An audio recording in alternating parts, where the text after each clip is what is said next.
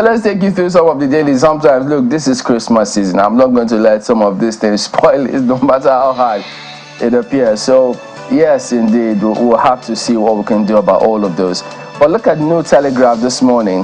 Well, this is serious. Powerful Nigerians involved in illegal mining, funding banditry, and terrorism ascribed to Alaki. This suggests they know them, doesn't it? I mean, for you to have identified them as powerful, it means you know them. Well, that's the way it comes across. It says, government identifying them through kinetic, non-kinetic means, okay? Most of the foreigners not properly documented by immigration. So, this was what he was, I think, defending his budget with the National Assembly. This came through. So, it's there for you to see. I know they're doing something about those licenses, mining licenses, and trying to see that things go right. They want to set up a gold refinery in Nasarawa State or thereabout, just to make sure things go right. But how do they deal, after identifying them, what next? Because they say they are powerful Nigerians. Are they the ones that seem to be above the law? Politicians blame INEC for poll losses. Professor Yakubu urges newly sworn-in Rex not to be impervious to genuine criticisms. Okay, look, this comment, well, maybe I'll just let people read the story, because if it says politicians blame INEC for poll losses, are there no cases where INEC themselves have been responsible for poll losses? Are there no cases? Are they painting, this comment looks as if it's painting everything in one brush. Says, no, we are the umpire. Oh yeah, you're supposed to be the umpire, but there are several other instances where people have raised huge questions. Hashtag cookie.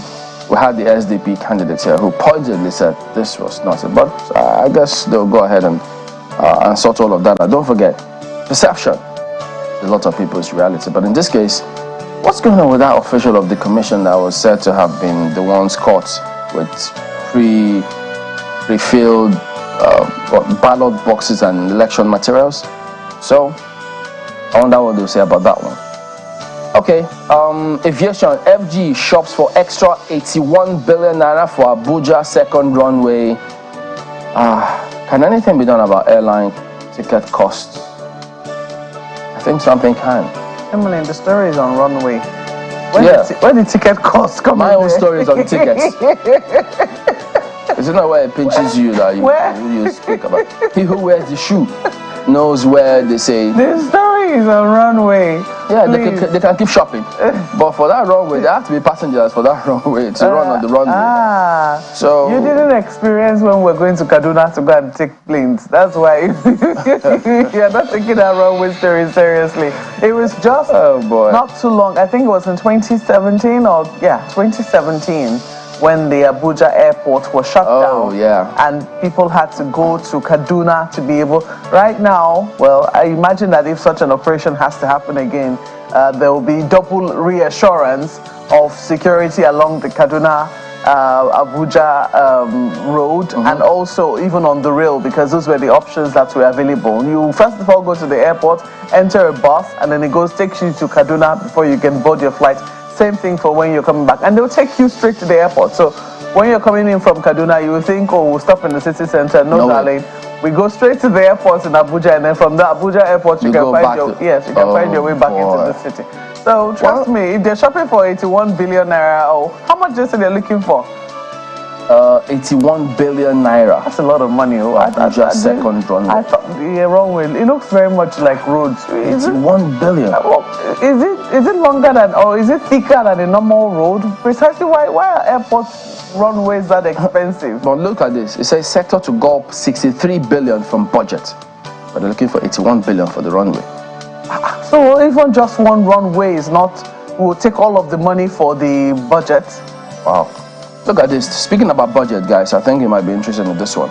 Senate berates minister, I think this Minister of Trade, over proposed 1 billion naira Geneva trip in 2024 budget. Yeah, you heard. 1 billion naira. How is she flying? Is she flying first class, or is she flying private jet? What exactly is she flying? A question. Or is it that we are so out of touch with the reality of how much it costs to fly? Looks like we are with this budget matter, because the kind of things you see, and you can't just deal. And so there are many questions about this our budgeting system in this country. Don't let me use the expression that is coming to my mouth. Wow. Right now, but as Yoruba people will say, "Ogao." Anyways, Vanguard newspapers is the one I'm looking at for you, and they're also looking at the budget as well. Look at that, 2024 budget under threat as oil price drops to $76.53 per barrel. So this one is talking about the price of crude oil now. The price of crude oil seems to be dipping. We've enjoyed a pretty good run, but the question is whether we've really benefited, whether we've been able to harness the benefits that should have come from the price of a high crude oil prices. The thing for me right now is, as this comes down, we should also see a reflection in the pump price of petrol.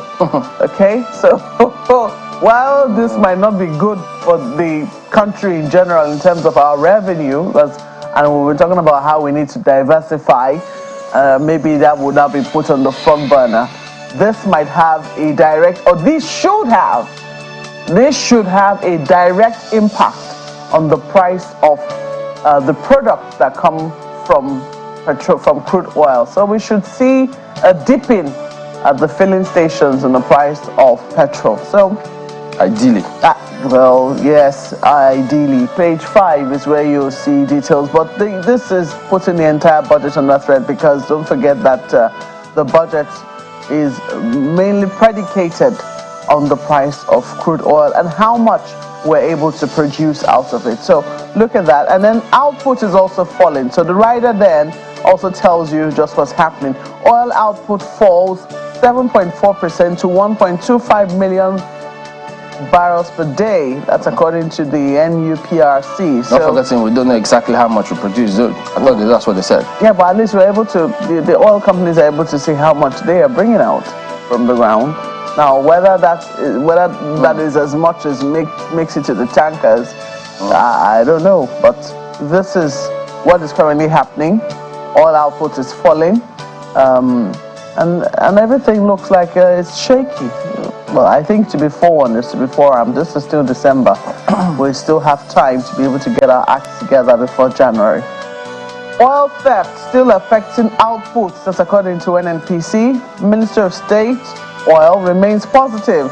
Experts make case for more investment, diversification. Stories on page 5 of the paper. You also see right there the picture telling you a story around the health sector renewable investment initiatives, which we will be focusing on in a little bit. So do stay with us. But you can see right there the president and the chairman of the Nigeria Governors Forum signing on behalf of the governors who were present there yesterday. Look at the story. Fresh outbreak of COVID-19 hits Benue. A story is right there on the page 22. Have we been able to confirm as the what's the name of our disease control now? Looking for the acronym. Center for Disease Control? Yes. NCDC, thank you. The NCDC. Sorry, I was confusing. It sounded like NSC. Yeah, but yeah, Center for Disease Control, Chimley, right, but there's an N in front of it. So the NCDC, have they confirmed this? Is this something that we need to be concerned about? Has it been contained? How were they able to confirm this? You might want to read details on page 22. Okay, and then we also see, of course, oh, look at this. This might cheer you up, Chamberlain. Airlines to compensate passengers for delay, cancelled flights in 2024. Why 2024? Why not 2023? Forget about the last one that's happened. That's what they're trying to tell you here. No. If you show minister. Why not with immediate effect? It has to be with immediate effect. I thought that's what the law says. That's it. That's it, really, though, is where you find details. Probably will comfortably, but he has more questions. What's the basis of this price increase? Do you have a template? What should we expect? Because you just go there, you don't even know, you just hear it's up. Sorry. They say, oh no. What they call that? Aviation fuel. And then the prices, you just can't predict these days. You can't plan properly. You can't plan properly. That's very true. That's very true. And sometimes flights just get cancelled without notice and alternatives are not provided. BPE to take LMF petrochemicals to market in 2024. So for those looking for investment opportunities, that's right there as well. And Mr. and Mrs. I mean, what this economy will cost. It's making Mr. and Mrs. quarrel. I sincerely hope that Mr. and Mrs. they're able to reconcile. I hope it's not a situation in your homes. I hope Mr. understands and Mrs. is also understanding.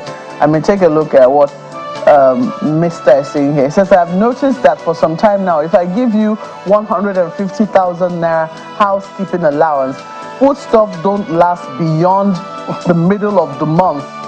As they say, every day is for the thief, one day is for the owner. And Mrs. says, who is the thief and who is the owner? Because one of them will have to prepare his food henceforth. I remember there's a story about how some men will say, you know what, this money is not lasting, I want to start going to the market. And the women will say, hallelujah, please, by all means, here's the basket, start going to the market. And then just after maybe a month or two, the men will say, maybe, babe, you don't need to quarrel like this. It's not everything you will take hard line. It's just a joke now. Calming down. He who feels it knows it. If you haven't gone, you don't understand what's going on. But let's leave it there for Vanguard newspapers. And Bukola, yes, welcome to the program. I hope the economy is not making you quarrel with anyone this morning. Not at all. What would have made me quarrel would have been the roads, It's a day when you wish that there was less drama, but, you just have to accept things as they come. You guys seem to be in your elements this morning. I couldn't help but, keep chuckling over your conversation. Chamberlain, you might have to define honey, in that IPAC commentary. Is it made in Abuja honey or made in Lagos honey? Just asking this morning. Okay, so let's take a quick look at the Guardian newspaper this morning. It's something that affects every one of us. In season and out of season. Listen to this. Counterfeit drugs. NAFDAC is at the top. Counterfeit drugs market booms amid staff shortage, poor funding. Now, this is in spite of the sustained efforts of the regulatory agency NAFDAC to rein in on the, surfeit of fake drugs in the market, both with registered manufacturers or importers, as the case may be, and those who sell in the open market. But look at the infographics provided by The Guardian this morning. It provides further details. Inferior drugs kill 500,000 persons in Nigeria, SSA countries yearly, 500,000. So, when you go to purchase these drugs, you cannot be too careful, particularly in these climes where we do across-the-counter purchase of drugs instead of buying strictly, within the medical institutions as obtains in other countries. There's more. 267,000 deaths due to fake anti-malarial medicines, 169,271 killed by substandard antibiotics. It can only get, I hope it doesn't get worse. There's more. Only 2,000 NAFDAC staff saddled with 58,020 registered products post-market surveillance. Only 2,000 staff, over 58,020 concerns. Now, the budget is on my mind. How much has the administration committed to the 2024 budget that could, shore up the agency's ability to employ more staff for surveillance? And I imagine, other departments within the ministry, particularly where monitoring of food and beverages are concerned. 97.1% of 7.648 billion naira budget goes to salaries. Well, it came right ahead of me. 2.9% left for capital expenses. Well, that's it for the big story, but a lot to chew on this morning. And there's another health concern right under the big story on the front page of The Guardian, and it's coming from the southwest of the country. 18 Osun pupils land in hospitals after eating poisoned oatmeal, and I guess that means oatmeal. Now, what brand is this? Who purchased it? And in which school has this happened? Well, we hope that, those pupils are not in serious danger and that they'll be out soon. But the more important point here is caution. How careful can we be amid, the abundance of counterfeit food and pharmaceutical products in the market? There's more to take a look at this morning on the front page of The Guardian. Let's touch on politics very quickly now. Akeredolu transmits power to Ayedatiwa, begins medical leave. That came in yesterday, and it's a page 7 read. Now, does this sufficiently shut the door on the conversation about the political crisis, or impasse if you like, in Ondo State? We hope that it does. But then again, when you consider, the allegations of forgery of the governor's, signature, well, then if some people are held culpable, then they must be prosecuted because of, it's a crime under the law. There's so much more, to touch on the front page of The Guardian, but I'll leave you to do that yourself. Let's leave it there for The Guardian newspaper this morning. Well, major questions you've raised, Bukola, but take a look at the Nigerian Observer this morning. This is how the paper couches big story. BPE recommits to optimizing FG's assets through private sector investment. So BP, of course, is Bureau of Public Enterprise, and you understand how big the FG's asset is when it comes to funding the budget and the rest. So that's how the Nigerian Observer leads this morning. And you see there, just on top of a nameplate, Edo in advanced push to boost knowledge transfer of Chinese technology. I know these talks have been on both at the federal and state level, but we see that Edo State seems to be pushing further. State's Poly partners China's Jiangxi Poly, Yongxin Steel Company, to train technicians. So that's how the Nigerian Observer captures the story this morning. Of course, the story from Ondo State also makes its way to the front page. But let's leave it there for the Nigerian Observer. Shibboleth.